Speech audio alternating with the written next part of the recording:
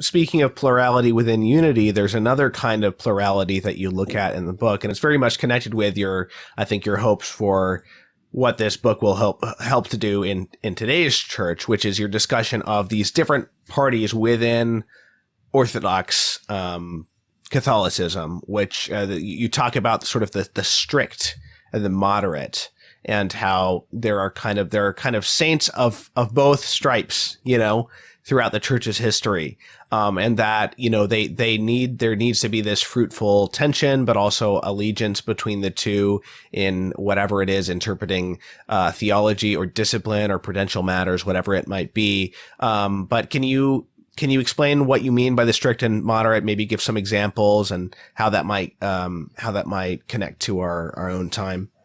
Yeah, absolutely. Well, that's that's one of the main hypotheses of the book, which directly bears upon our current controversies. Well, the idea from Dawson is that Christendom itself has a body and a soul. Its body is the Greco-Roman culture, and its soul is the Hebrew culture. So it sort of vivifies this natural greatness of the Greco-Roman civilization. But between the Greco and the Roman, there is also this tension. The Greco is seeking for some new things, as St. Luke says in the book of Acts. The Grecians are seeking some new thing. And the Romans are very strict, though. They're extremely conservative. They're always trying to just keep order, keep everything conservatively the same as it was before, and preserve everything the same. And so that's this strictness. So there's this strictness in Christendom. We always want to preserve exactly the same thing, pass it down from our forefathers. But then there's also this Greco mind as well.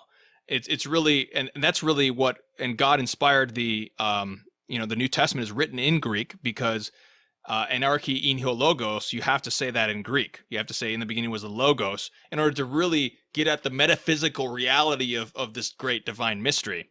And that's great, some great new thing that one can only bring about through this Greco mindset. So that's sort of this moderate party. The moderate party wants to seek out some new thing, but in order to preserve what was handed on before. So we have this dynamic tension between these two parties of Christendom, which are both seeking the same thing. They're both seeking Christ the King in their given situation, but they're doing it in different ways. So in every controversy, but also in just the natural development of Christendom penetrating cultures with divine grace, we need to have a balance between these two things.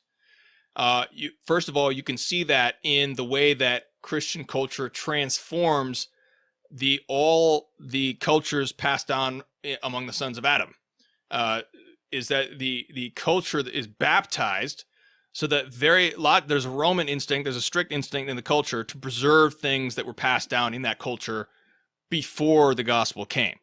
For example, the language, that's the most conspicuous thing that is continued to pass down.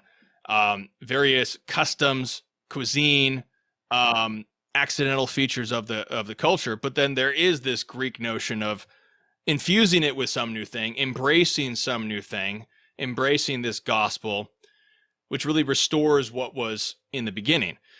But we begin to see a more definite sort of ecclesiastical tension, especially during what I term the four great Greco-Roman renewals, what I term as these four different periods of great renewal and sort of progress in the true sense of the word progress, in terms of progression, meaning subordinating the temporal sphere to Christ the King, subordinating the laws to Christ the King, subordinating the philosophy to Christ the King, all things renewed in Christ. So that's what I mean by progress. And that's these Greco-Roman renewals.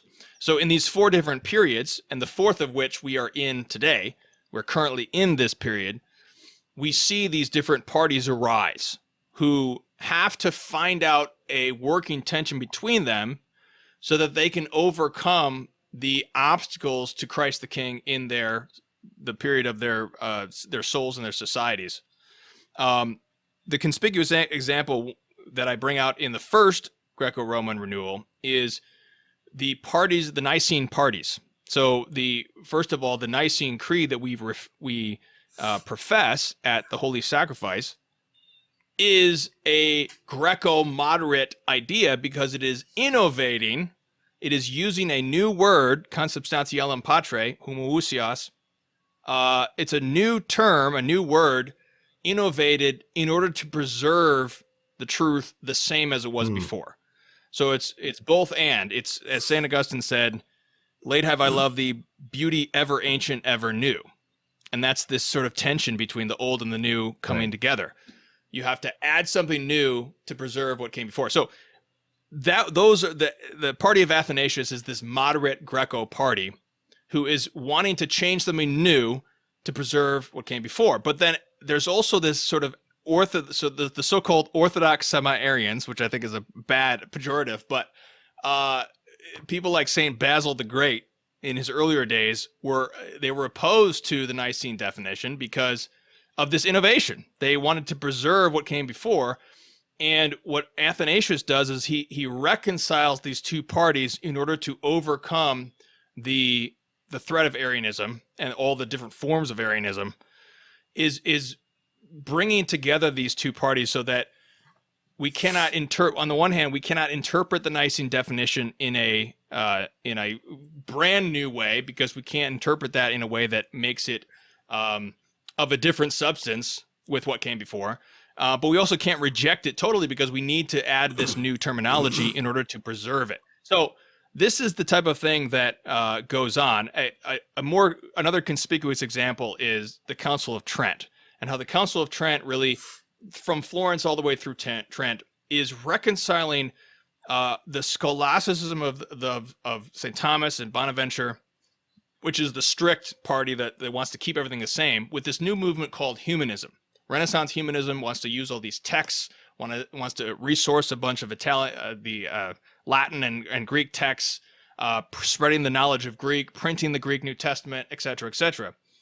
And Trent reconciles these two parties and creates a new thing called Baroque civilization, which is this synthesis between the new Renaissance humanism, Palestrina. If your listeners like Palestrina, Palestrina is a Renaissance polyphony. That's something that's created new out of this new period. And so the church does not reject that new thing as long as it is in conformity with what came before. So that's the example that would be actually the third Greco-Roman revolution or renewal. And the fourth one is what we're in today. And I essentially boil it down to sort of Vatican I is very much a Roman strict council, whereas Vatican II is very much a Greek moderate council, emphasizing some new thing. And the answer to our woes is to synthesize these two things. There needs to be a synthesis and a balance between the pre-Vatican II magisterium, the Pian magisterium from 1773 all the way to 1958, that whole period, which is very critical of modernity, with this conciliatory spirit of modernity. There needs to be a balance and a synthesis between these two, because that's the whole ecclesiastical tension that we're dealing with.